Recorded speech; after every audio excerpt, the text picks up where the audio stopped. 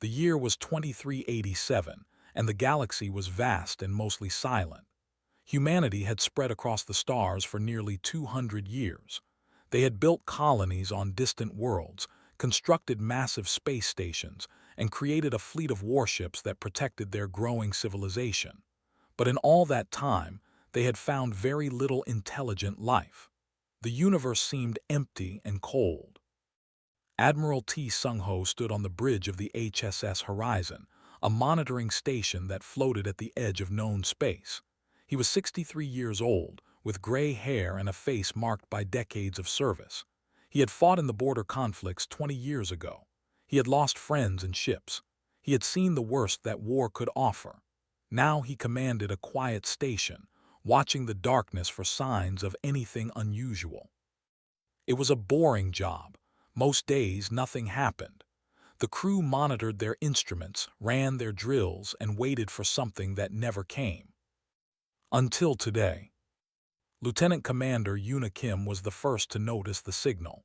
She was young, only 32, with sharp eyes and a quick mind. She worked at the communications station, listening to the endless noise of space. Most of it was meaningless, radiation from distant stars, echoes of ancient explosions, random static. But this was different. Admiral, Yuna said, her voice tight with surprise. I am picking up something strange. It is coming from the outer rim, Sector 79. Admiral T walked over to her station. He looked at the data on her screen. The signal was repeating. It had a pattern, a rhythm. This was not natural. Something intelligent had made this. Can you translate it? He asked. Yuna worked quickly. Her fingers danced across her console. The computer analyzed the signal, breaking it down into pieces, looking for meaning. It took several minutes. Then the words appeared on the screen, translated into human language. Please help us. We are dying. Our world is burning. They are killing everyone. Please, anyone, help. Admiral T read the message 3 times. His heart beat faster in his chest. In 200 years of space travel, humanity had never received a message like this. Someone out there was suffering. Someone was begging for rescue. Where is this coming from? He asked. A planet called Sarath, Yuna replied. It is 47 light years from here. The species that sent this message calls themselves the Velari. They are not in our database. We have never met them before. And who is attacking them? Yuna pulled up more data. The signal mentions the Krath Dominion. I am finding scattered references in old exploration reports. The Krath are a conquest species. They have destroyed many civilizations. They take what they want and kill anyone who resists. Admiral T stood very still. He was a military man. He understood war. He understood that sometimes there were no good choices, but he also understood duty. He understood what it meant to hear a cry for help and do nothing. He could not do nothing. Open a channel to United Earth Command, he said. Priority 1. I need to speak with Fleet Admiral Hannah Park immediately. The connection was made in minutes. Fleet Admiral Hannah Park appeared on the main screen. She was 70 years old, the highest-ranking officer in the human military. She had white hair pulled back in a tight bun, and her eyes were hard as stone. She had built the modern human fleet from nothing. She was not a woman who scared easily. Admiral T, she said, what is happening?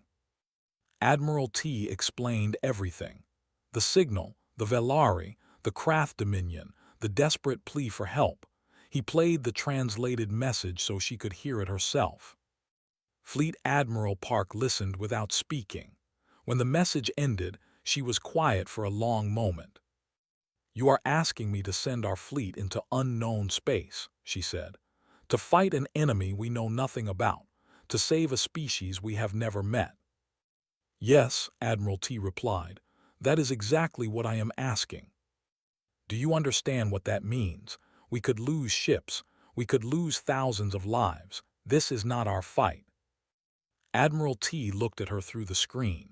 With respect, Admiral, when someone is dying and asking for help, it becomes our fight. That is who we are. That is who we have always been.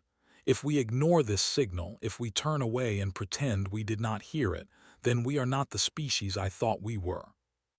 Fleet Admiral Park studied him for a long time. Then slowly she nodded.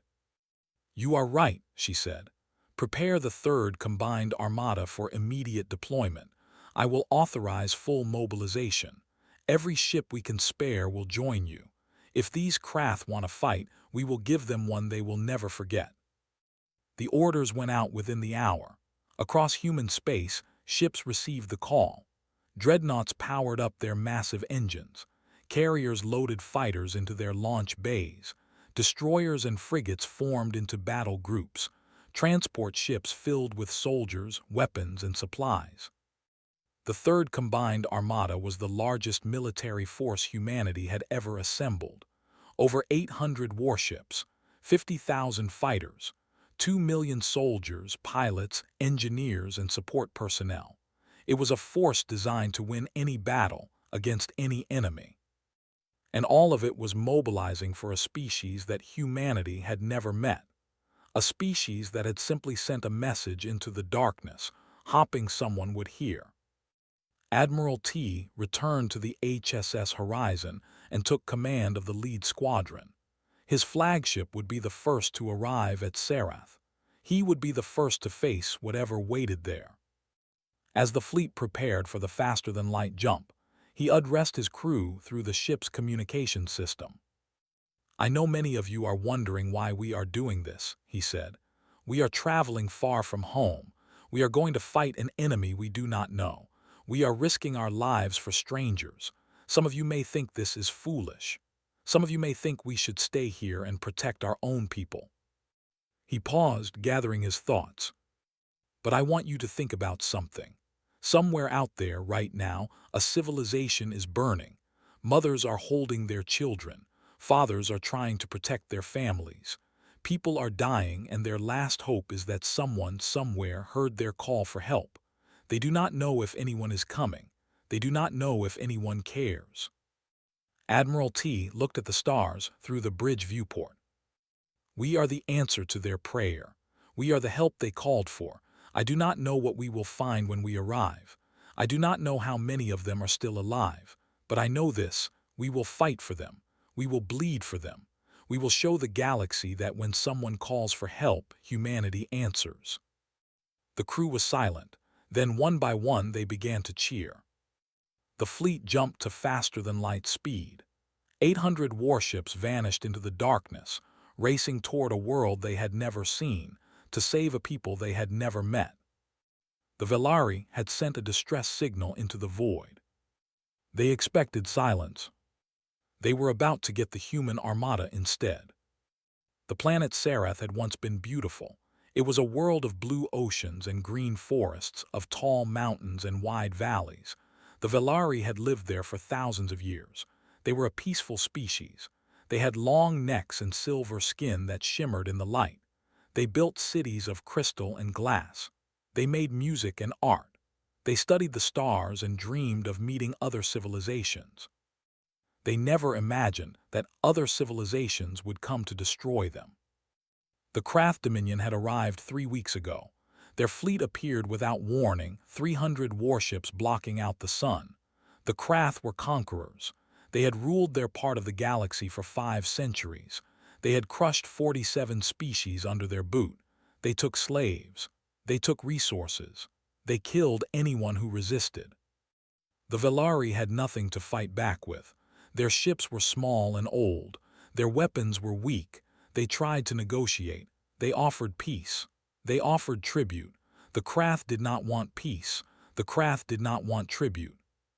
The Krath wanted everything. The bombardment began on the first day. Krath warships rained fire from orbit. Cities burned. Millions died in the first hour. The Velari defense fleet was destroyed in minutes. There was no hope. There was no escape. Elder Counselor Riven was the leader of what remained of the Velari government. He was old, even by Velari standards, with silver skin that had faded to gray. He had led his people through difficult times before, but he had never faced anything like this. From his underground bunker, he watched the destruction on flickering screens. Another city fell. Another million of his people died. The Krath were systematic. They were thorough. They would not stop until every Velari was dead or in chains. In desperation, Riven had ordered the distress signal sent. It was a last hope, a message in a bottle thrown into an infinite ocean. He did not expect anyone to hear it. He did not expect anyone to come. The galaxy was vast and empty, and the Velari were alone. 3 days passed, then 4, then 5. The bombardment continued. The death toll rose. Riven accepted that his species would die. He prayed only that some of them might escape, might hide on distant moons, might survive long enough to rebuild. On the 6th day, something changed.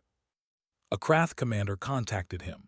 The alien's face was hard and cruel, with dark scales and yellow eyes. He spoke with contempt.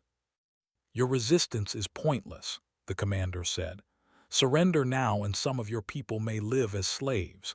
Continue to fight and you will all die." Riven was about to respond when an alarm sounded in the background of the Krath transmission. The commander turned away, speaking to someone off-screen. His voice changed. There was confusion in it, then fear. "What do you mean unknown contacts?" the commander demanded. "How many? That is impossible. Check your sensors again." The transmission cut off. Riven did not understand what had happened. He turned to his advisors, but they were just as confused. Then one of them pointed at a display screen showing the orbital view of Sarath. The sky was opening. Riven had never seen anything like it. Space itself seemed to tear apart, and from the tiers came ships. Hundreds of ships, then hundreds more. They poured out of nowhere, an endless stream of metal and power. They filled the space above his dying world. These were not Krath ships. These were something new, something different. The human Armada had arrived. Admiral T stood on the bridge of the HSS Horizon, looking at the tactical display. The Krath fleet was directly ahead, still in bombardment formation around Sarath. They had not expected company. They had not prepared for a fight. That was their mistake.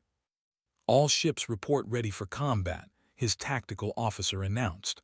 "Awaiting your orders, Admiral." Admiral T studied the enemy formation. 300 Krath cruisers, large ships with heavy weapons, but they were spread out, focused on the planet below. They were vulnerable. "Captain Jin Wu," he said into the fleet communication channel, "take your squadron forward. I want you to deliver our message." Captain Jin Wu was young, only 35, but he had proven himself in dozens of engagements. He commanded the destroyer HSS Defiant, a fast ship with powerful weapons. He was not afraid of the Krath. "Understood, Admiral," Jin Wu replied, moving to engage. The Defiant and its escort ships accelerated toward the Krath fleet. As they approached, Jin Wu opened a communication channel on all frequencies. He wanted the Krath to hear. He wanted the Velari to hear. He wanted everyone to hear. "Krath Dominion forces," Jin Wu said, his voice calm and steady. "This is Captain Jin Wu of the United Earth Navy. You are attacking a civilian population. This is a violation of basic rights for all living beings.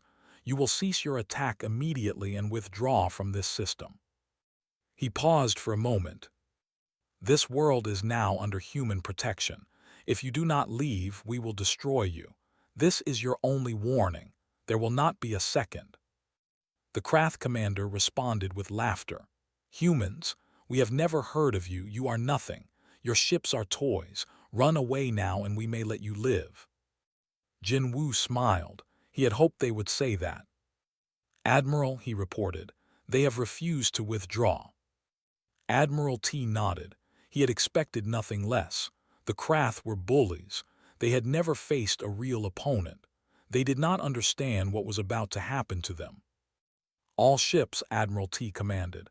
"Weapons free, engage the enemy." 800 human warships opened fire at once. In his bunker on Sarath, Elder Counselor Riven watched in disbelief. The unknown ships were attacking the craft, not just attacking, destroying. The first volley of weapons fire tore through the craft formation. Ships exploded, shields failed. In seconds, a dozen craft cruisers were burning wrecks. The craft tried to respond. They turned their weapons away from the planet and toward this new threat, but they were too slow. They were not prepared. The human ships were faster, their weapons more powerful, their tactics more advanced. Riven had studied many species in his long life. He had never seen anything fight like this. The humans were not just fighting, they were hunting. They moved in perfect coordination, each ship covering the others. They targeted weak points in the craft formation. They used speed and precision to avoid enemy fire while delivering devastating attacks. One of Riven's advisors spoke in a whisper. "Who are they? Where did they come from?" Riven shook his head. He did not know, but for the first time in weeks he felt something he thought he had lost forever. Hope. Above the burning world of Serath, the battle had begun. The Craft Dominion had come to conquer. They had expected easy victims. They had expected no resistance. They had not expected humanity. And now they would pay the price. The Craft Dominion had never lost a war. In 500 years of conquest, they had crushed every enemy they faced. They believed they were the greatest military power in the galaxy.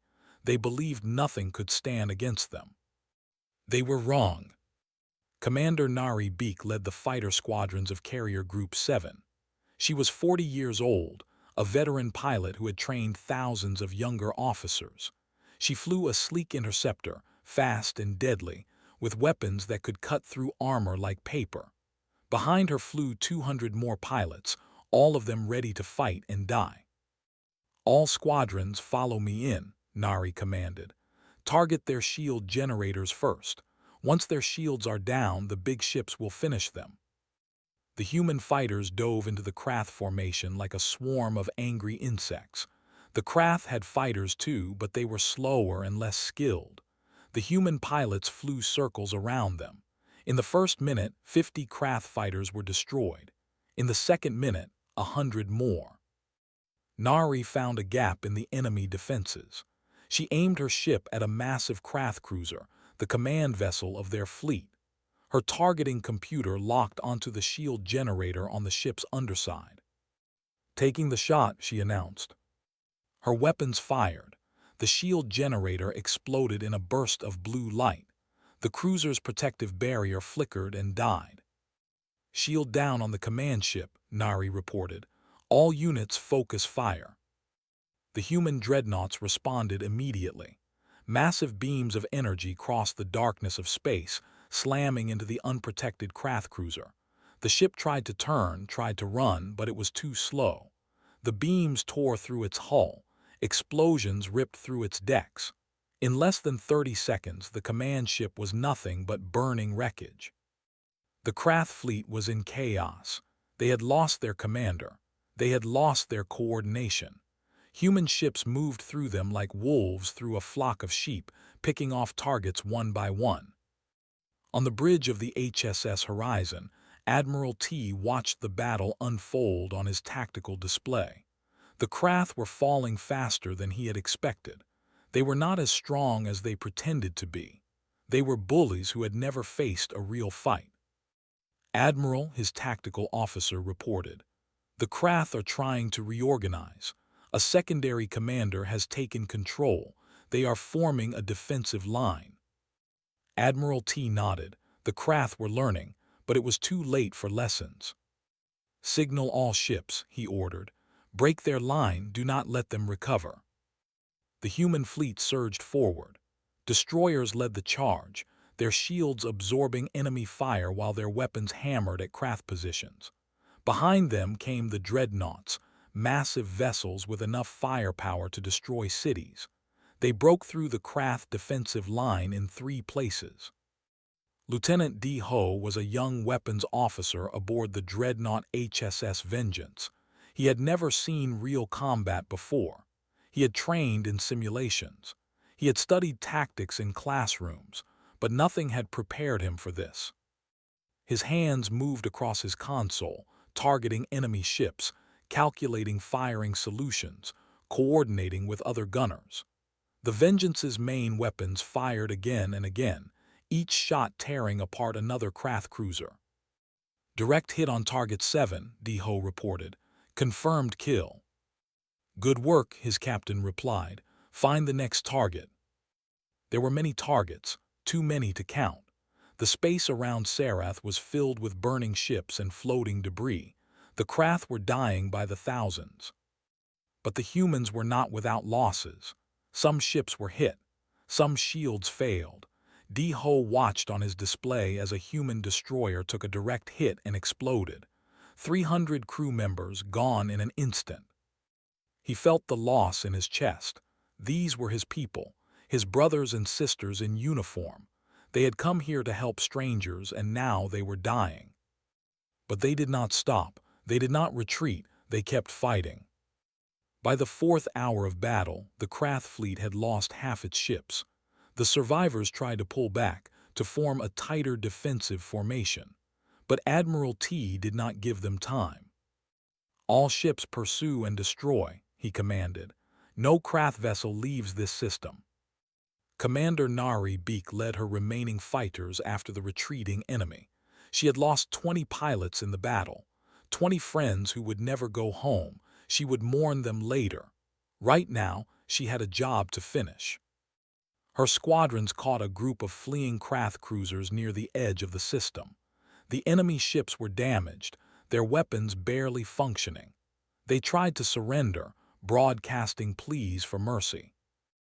Nari remembered the images from Sarath's surface, the burning cities, the millions of dead, the Velari who had been slaughtered without mercy. Negative on surrender, she said coldly. You showed no mercy to civilians. You received none from us. The fighters attacked. Within minutes, the Krath cruisers were destroyed. As the 6th hour ended, the Battle of Sarath was over. Of the 300 Krath warships that had come to conquer this world, not one remained. The debris of their fleet floated in a vast ring around the planet, a monument to their failure. Human losses were lighter but still painful. 18 warships destroyed. Over 5,000 crew members killed. It was a price paid in blood for a people they had never met. Admiral T stood on his bridge, looking at the field of wreckage. His face showed no celebration. Victory was not something to celebrate when so many had died. Open a channel to the planet's surface, he ordered. Let them know the battle is over. The communication officers worked quickly. After a moment, a face appeared on the main screen. It was Elder Counselor Riven of the Velari. His silver skin was pale, his eyes wide with shock. I do not understand, Riven said, his voice shaking. Who are you? Why did you come? We sent a signal, but we never thought anyone would hear. Admiral T looked at the alien leader. He saw exhaustion. He saw grief. He saw the weight of a dying world on old shoulders. We are humans, Admiral T said simply. We heard your signal, we came to help. But why? Riven asked. We are strangers to you, we have nothing to offer. Why would you fight and die for us? Admiral T thought about the question. It was a fair question. Perhaps, in the cold logic of the universe, there was no good reason. But humans were not creatures of cold logic. Because you called for help, Admiral T said, and we were able to answer. That is all the reason we need. Riven was silent for a long moment. Tears rolled down his silver cheeks. Thank you, he whispered. Thank you. The Battle of Sarath was over. The Krath Dominion had been defeated. But the war was not finished. There were other worlds suffering under Krath rule, other species crying out for help. And humanity had only just begun to fight. The victory at Sarath was just the beginning. In the days that followed, human intelligence teams searched through the wreckage of the Krath fleet. They recovered data cores from destroyed ships. They found communication logs and military records. What they discovered made everyone sick. The Krath Dominion was an empire of slavery. They had conquered 47 species over 5 centuries. Billions of living beings worked in their mines, their factories, their farms. They were treated like animals. They were beaten and starved. They were killed when they could no longer work. The records showed planets stripped bare of resources. They showed populations reduced to nothing. They showed children separated from parents, families torn apart, entire civilizations erased from history. Admiral T read the reports in his quarters aboard the HSS Horizon. Each page made him angrier than the last. These craft were not just conquerors. They were monsters. He called a meeting with Fleet Admiral Hannah Park. Her image appeared on his screen, her face as hard as always. "I have read the intelligence reports," she said. "I know what you are thinking." "Then you know what we have to do," Admiral T replied. "We cannot walk away, not after what we have seen. There are billions of people out there suffering under Krath rule. We have the power to free them." Fleet Admiral Park nodded slowly. "I agree, but this is a bigger decision than either of us can make alone. I am calling a war council. All senior commanders will attend. We will decide together." The war council met aboard the flagship HSS Unbreakable, the largest vessel in the human fleet. Admirals and generals from across the Armada gathered in the main conference room. Holographic displays showed maps of Krath territory, lists of enslaved species, estimates of enemy strength. Some commanders urged caution. "We do not know how large the Krath military really is," one admiral argued. "We surprised them at Serath. They were not prepared. If we push into their territory, we may face much stronger resistance." "And what about our own people?" another asked. "We have already lost thousands. How many more will die in this war? Is it our responsibility to police the entire galaxy?" The room was divided. Half wanted to continue fighting. Half wanted to go home and protect human space. The debate went on for hours. Finally, Admiral T stood to speak. The room fell silent. "I understand the concerns," he said. "I have lost people too. I have written letters to families telling them their sons and daughters will not come home. I know the cost of war." He paused, looking around the room at faces he had known for decades. "But I also know what we found in those Krath records. I have seen the images of slave camps. I have read the accounts of mass executions. Billions of beings are suffering right now, at this very moment, because of the Krath Dominion." He walked to the holographic display showing Krath territory. "We did not start this fight. We came here to answer a distress signal. But now we know the truth. Every world in Dominion space is screaming the same message. They are all crying for help, and we are the only ones who can answer." Admiral T turned back to face the council. "If we leave now, if we go home and forget what we have seen, we will be no better than those who stand by and watch evil happen. That is not who we are. That is not who humanity has ever been. We fight for what is right. We protect those who cannot protect themselves. That is our duty. That is our honor." The room was silent. Then Fleet Admiral Park stood. "I agree with Admiral T," she said. "We will continue the campaign. All units will prepare for offensive operations into Krath territory. We will free every world. We will end this dominion once and for all." The vote was unanimous. The war would continue. Over the following months, the human armada pushed deep into Krath space. They moved from system to system, freeing one world after another. Captain Jin Woo led the liberation of Teth Prime, a mining colony where millions of slaves worked in underground tunnels. When human troops landed, the slaves could not believe what they were seeing. Many had never seen freedom. They had been born in chains and expected to die in them. Jin Woo walked through the freed camps, looking at faces that had known only suffering, children who had never played, adults who had never made choices for themselves, old ones who had given up hope long ago. One young slave, a female of a species Jin Woo did not recognize, approached him. Her eyes were wide with wonder. "Are you really here to help us?" she asked in broken common language. Not to take us to new masters. Jinwoo knelt so he was at her eye level. No new masters, he said gently. You are free now. No one will hurt you again. The girl stared at him for a long moment. Then she began to cry. Commander Nari Beek led her fighter squadrons against the Krath defensive line at Koroth Station, a massive military base protecting the inner systems of the Dominion. The battle was fierce.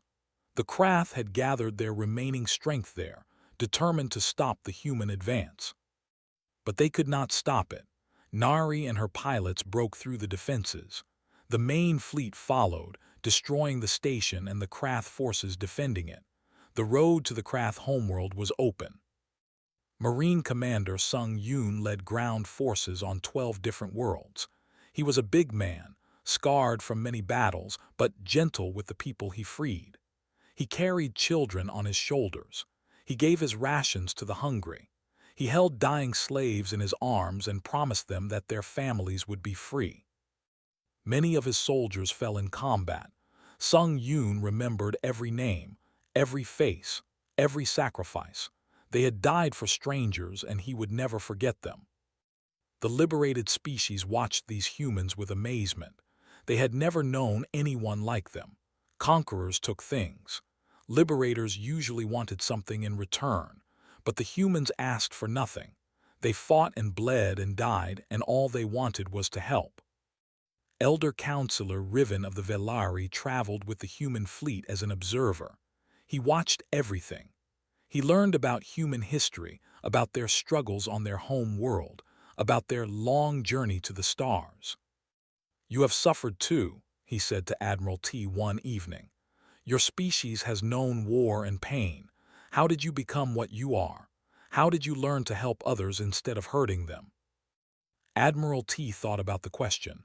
We are not perfect, he admitted. We have made many mistakes. We have hurt each other in terrible ways, but we learned from those mistakes. We decided that the strong should protect the weak, not prey upon them.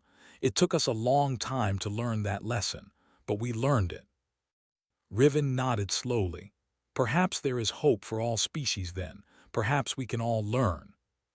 The Armada pressed on, system by system, world by world. The Krath Dominion was crumbling. And at the end of the road, the Krath homeworld waited. The final battle was coming. The Krath homeworld was called Dominar. It was a dark planet, covered in factories and military bases. For 500 years, it had been the heart of an empire of cruelty. From here, the Krath High Overlord had ordered the conquest of 47 species.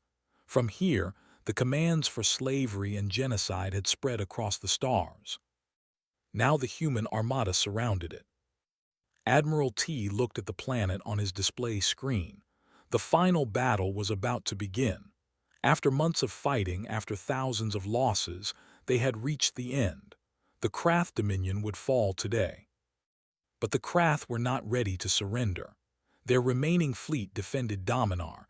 Nearly 200 warships gathered for a last stand. Behind them, orbital defense platforms armed with powerful weapons. Below them, armies of soldiers prepared to fight to the death. The High Overlord of the Krath broadcast a message to the human fleet. He was an old Krath, his scales faded to gray, his eyes burning with hatred. You have taken everything from us, the Overlord said. Our colonies, our slaves, our pride, but you will not take Dominar. We will destroy you here. Every human ship will burn. Every human soldier will die. This is where your invasion ends. Admiral T did not respond immediately. He studied the enemy formation. He calculated the costs. Many more humans would die today.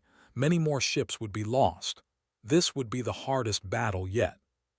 But there was no other way. The Krath would never stop. They would rebuild. They would conquer again. The only way to end the suffering was to end the Dominion completely. All ships, Admiral T commanded, prepare for final assault. The battle began at dawn Dominar time. Human ships surged forward in perfect formation. The Krath met them with everything they had. space filled with weapons fire, explosions, and dying ships. Commander Nari Beek led her fighters against the orbital platforms. These were the most dangerous targets, capable of destroying even dreadnoughts with their massive weapons. She lost 30 pilots in the first wave. She lost 40 more in the second. But she did not stop. She could not stop. Her own ship was hit during the third attack run. Warning lights filled her cockpit. Her shields were gone. Her engines were failing. She had seconds to live. But she had one last shot. Nari aimed her damaged fighter at the platform's power core. She thought of her pilots who had died. She thought of the slaves they had freed. She thought of the children who would grow up in freedom because of what they had done. She fired. The platform exploded in a massive fireball. Nari's ship was caught in the blast. She felt the heat and the light, and then she felt nothing at all. The battle raged for 12 hours. Human losses were heavy, over 50 ships destroyed, over 15,000 crew members killed, but the Krath losses were heavier. By evening, their fleet was gone. Their orbital platforms were wreckage. Their planet was defenseless. Admiral T broadcast a final message to the Krath High Overlord. Your fleet is destroyed. Your defenses are broken. Surrender now and your people will be treated fairly. Continue to resist and you will be eliminated. The Overlord responded with more defiance. We will never surrender to humans. We will fight to the last soldier. We will die before we become slaves. Admiral T shook his head sadly. The Krath still did not understand. Humans did not want slaves. They wanted justice. So be it, he said. Marine Commander Sung Yoon led the ground assault. Thousands of human soldiers landed on Dominar, fighting through streets and buildings. The Krath fought hard, but they were outnumbered and outmatched. One by one, their positions fell. Sung Yoon himself led the assault on the High Overlord's palace. He was wounded twice during the fighting. He kept going. Nothing would stop him, not today. They found the High Overlord in his throne room, surrounded by his last guards. The battle was short and brutal. When it was over, the Overlord lay dead on the floor of his own palace. The Krath Dominion was finished. In the days that followed, human forces secured Dominar and the remaining Krath systems. The Krath military was disbanded. Their weapons were destroyed. Their leaders were arrested and held for trial. The species they had enslaved were freed. Billions of beings who had known only chains were suddenly able to choose their own futures. Many did not know what to do with freedom. They had never experienced it before. Human counselors and aid workers helped them adjust, teaching them skills, giving them hope. Elder Counselor Riven of the Velari traveled to Earth to address the United Nations. It was the first time an alien had ever spoken there. The Great Hall was packed with humans, all waiting to hear what he would say. Riven walked to the podium. He looked out at the sea of human faces. He had prepared a speech, but the words seemed inadequate. We sent a signal into the void, Riven began, his voice echoing through the hall. We were dying. Our world was burning. We expected nothing. We hoped for nothing. We had accepted our end. He paused, remembering those dark days. You answered. You came from across the stars, strangers who had never heard of us. You fought for us. You bled for us. You died for us. And not just for us. For 47 species. For billions of lives. You waged war not for territory or wealth, but because you heard suffering and could not ignore it. Riven's voice trembled with emotion. In all our studies of the galaxy, we never imagined such a species could exist. We thought the universe was cruel. We thought the strong always devoured the weak. But you have shown us another way. You have shown us that strength can be used for good. You have given us hope. The hall was silent. Many humans had tears in their eyes. Far away, Admiral T watched the broadcast from a hospital bed in Seoul. He was recovering from wounds received in the final battle. He would live, the doctors said, but he would carry scars for the rest of his life. His daughter Sue sat beside him. She was 18 years old, a cadet at the Naval Academy. She had her father's eyes and her mother's smile. "Father," Sue asked quietly, "why did we fight so hard for people we did not know?" Admiral T looked at his daughter. He thought about all the battles, all the losses, all the friends who would never come home. "Because someone had to," he said finally, "and because that is who we are. We do not look away from suffering. We do not ignore calls for help. When we see evil, we stand against it. When we hear someone crying in the darkness, we answer." He took his daughter's hand. "Someday you will command a ship of your own. You will face difficult choices. Remember this: the measure of a civilization is not its wealth or its power. It is how it treats those who are weak and vulnerable. We chose to be defenders. We chose to be protectors. That is our legacy." Sue nodded slowly. She understood. In the years that followed, the species humanity had liberated formed the Allied Stellar Coalition, with Earth at its heart. Never again would a distress signal go unanswered. Never again would the helpless face annihilation alone. The galaxy had sent a cry into the darkness, and humanity had roared back.